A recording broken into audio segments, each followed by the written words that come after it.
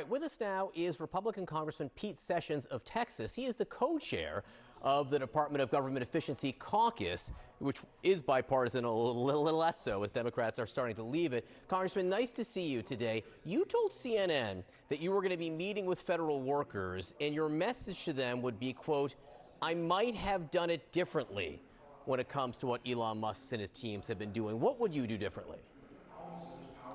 Well, thank you very much and good morning.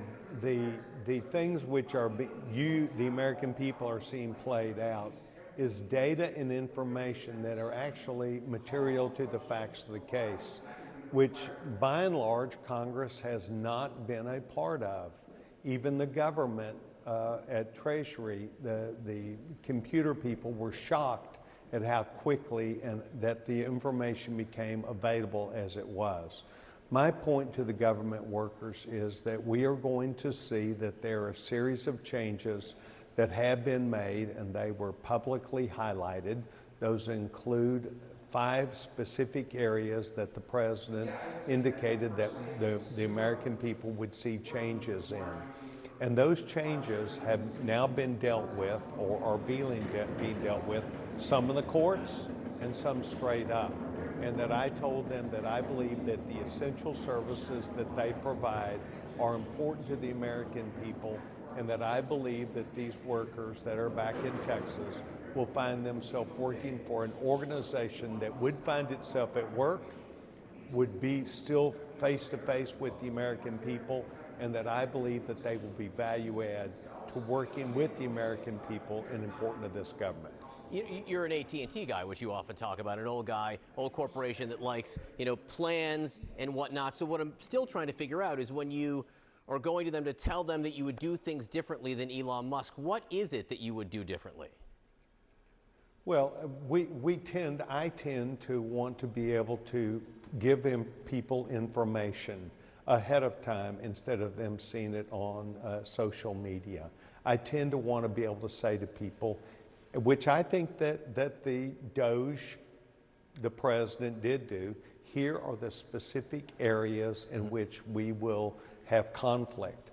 But I'm not sure that we laid out in specificity where those might be and where they may be headed. So what happened is that the data and information that was gleaned from Treasury drove decision making. Now, why the decision making necessarily quickly? Because we are up in Washington trying to make a determination by March the 14th what we're going to fund for the coming year. It would be inconceivable to me, and I did tell them this, for us to wait and let these matters to go on for another year before we fixed it. So they began vetting that process of what might be right or what might be wrong. And I think that Congress is appropriately now finding things that had not previously necessarily been disclosed to the general members of Congress.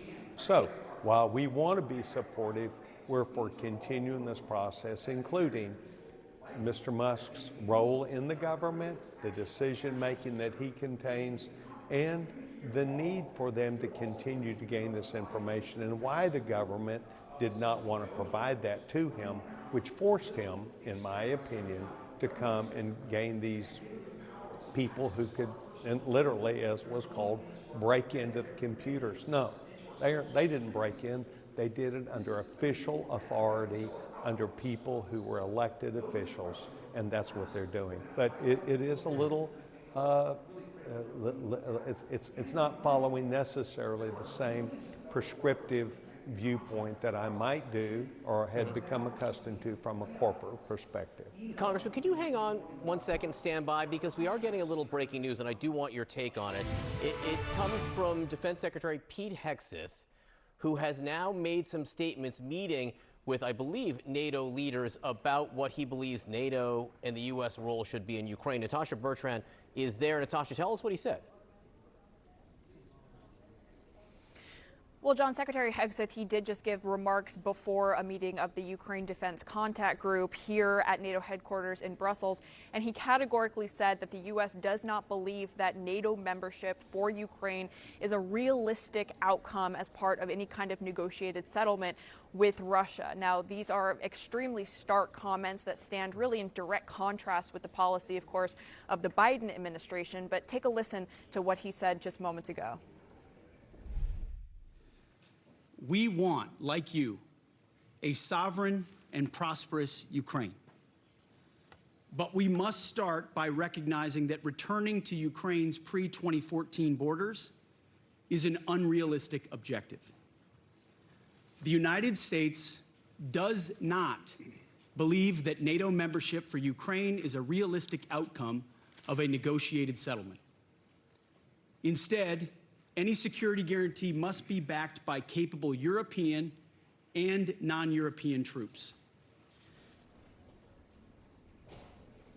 So Hegseth is essentially completely washing the United States' hands here of the conflict in Ukraine. He emphasized repeatedly throughout his remarks that the U.S., President Trump, believes that Europe has to take on the bulk of the burden here, not only in helping Ukraine in terms of defeating the Russians or pushing them back, but also being their own primary guarantor of their own security. The U.S. cannot lead on that anymore, he said, because the U.S. is facing its own internal threats coming from the southern border and also has to shift more of its focus and its priorities towards deterring a war with China. So all of this to say, he did reiterate that the U.S. remains committed to NATO, remains committed to the European Union and that partnership, but that the alliance itself has to step up, has to spend more, has to do more, and that they can no longer rely on the United States to play that leading role that it really was playing and was a cornerstone of the previous administration's foreign policy. That is not going to fly anymore, he said. All right, Natasha Bertrand for us in Brussels. Natasha, thank you so much for that report. Congressman Sessions, if you are still with us, the shift, one of the major shifts in policy here from the Biden administration and previous administrations had been this open-ended attitude to the idea of NATO membership for Ukraine. Secretary Hegseth seemed to close the door on that. What's your view?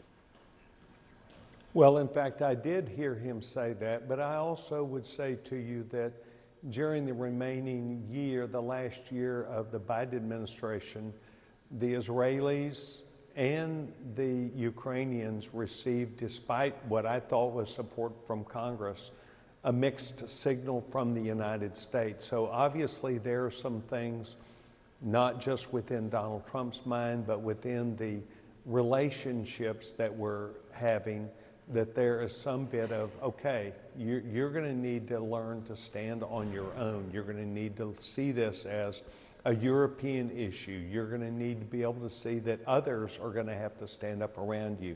And this is a change. This is a change from where America did, without question, stand behind what we consider to be a direction we wanted to go. Why? Because the long-term implications of policy and the putting together of the teams, the Europeans have always counted on, and so this is a new way to look at it. I'll be very pleased to learn more about this, but that's the way I view it today.